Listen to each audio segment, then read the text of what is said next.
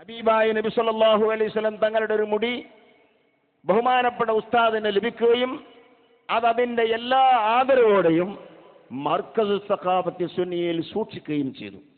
ആ കിട്ടിയ ഉടനെ ആദ്യത്തെ റബീഉൽ അവ്വലിൽ ആദ്യത്തെ തിങ്കളാഴ്ച ആ മുടിയുടെ പ്രദർശനം നടന്നപ്പോൾ അന്ന് അതിൽ പങ്കെടുക്കുകയും ആ മുടി കാണുകയും പോരാ അതിൻ്റെ ആ വെച്ച പെട്ടിയൊന്ന് തൊട്ടുമുത്തുകയും ശേഷം ആ മുടി മുക്കിയ വെള്ളം കൊണ്ടുപോവുകയും ചെയ്ത ആളാണ് ഞാൻ.